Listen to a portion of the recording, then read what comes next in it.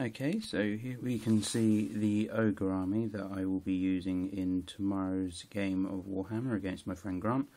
It's a 1045 point game because he wanted to use all of his models and that's what they added up to.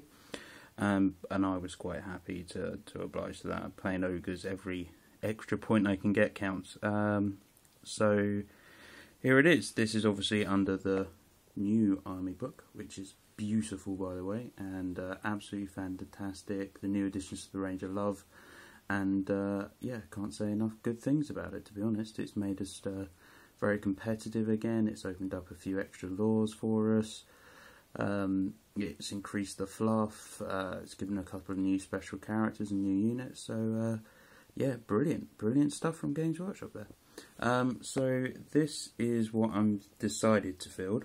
It comes to 1044 points, so I'm just a point under the limit for this battle, but hey ho, can't find an extra point,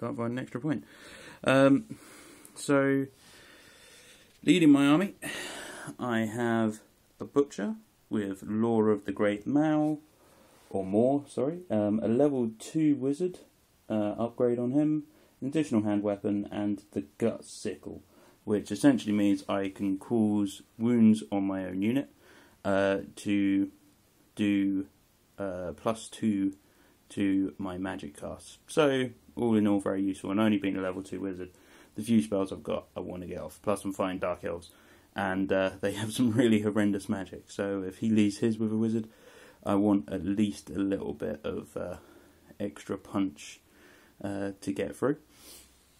Then I've got a unit of 8 balls, which my Butcher will join just because balls are that bit cheaper, and so I don't mind taking the odd wound off them to use his Gut Sickle. Then second core choice is a unit of 8 Iron Guts with Standard, Gut Lord, and Bellower. Sorry, I forgot to say, the Balls unit, or what used to be Balls unit, now they're just referred to as Ogre units. He has got the full command, so Crusher, Standard Bearer, and Bellower, who always moves to the second rank if he can't fit in the first. That's in the rulebook. And then 4 Lead Belchers to just a little bit of shooting. You want to try out their new gun because its rules have changed quite dramatically. It's increased its range to 24. It's now multi-shot weapon rather than grape shot, and yeah, just want to see how that works out. The Iron Guts might actually be a bit overkill because all elves are toughness 3, and by taking Iron Guts, it's incredible because obviously you have great weapons and heavy armor. So the heavy armor is definitely a bonus. Going to need that against all his shooting, because I believe he's running a lot of bowmen in this game coming up. But I'm not 100% sure on that. But it does make them strength 6. Strength 6 is just horrendous. It really packs a punch, and yeah. So this is actually basically my old Ogre army, which I've been using for years. This is obviously one configuration of it. I've got a few other bits, and this is the old models, but they're all still current. And then, just because I thought I'd show you as I was doing a quick video on Ogre Kingdoms today, these are my 2 new guys for my next unit. So I've done this kind of brown leathery skin, and these are just normal ogres, but with the additional hand weapons, rather than these ones that actually are running Iron Fists. And yeah, they're changing colour scheme with the skin and things compared to my old stuff, so eventually I will repaint everything. But yeah, Ogre Kingdoms. So the game's tomorrow afternoon. Probably kicking it off about 3 o'clock. Really looking forward to it. Haven't played Warhammer in a long time and haven't had a chance to use the fantastic new Ogre book, which yeah, I genuinely do love. I think it's amazing. The artwork is awesome. The new stuff is brilliant. The only thing I was a little disappointed on was we lost some of our own gear. Notably for me, my biggest disappointment was we lost the Skull Plucker, which was basically a giant Iron Fist with the Killing Blow special rule. But the reason I was so upset about losing it wasn't that it was an incredibly powerful or useful piece of wargear. It was good, don't get me wrong, but it was because I had already made a bruiser with it modelled on in a conversion, so now he either takes an Iron Fist or just an additional hand weapon as his big claw. Well, I don't really mind, but it was cool having that kind of giant claw, the Skull Plucker, for killing, blowing people, and it's really nasty. I'll show you in another vid once I've repainted and sorted out his positioning. Anyway, yeah, so I'll be attempting to do my first battle report tomorrow against, as I said, my friend Grant, who's running 1,045 points of Dark Elves. I believe he's leading it with a Sorcerer, but I don't know for 100%, and I know that his is a Raiding Force themed list, so he's got quite a lot of Corsairs in there, Bowmen, Reaper, Bolt Throwers, things of that nature. So I think I'm going to take some serious pain on the way in, but I should be able to dish a fair bit out. And of course I've got my Butcher, which you may have noticed is actually a conversion.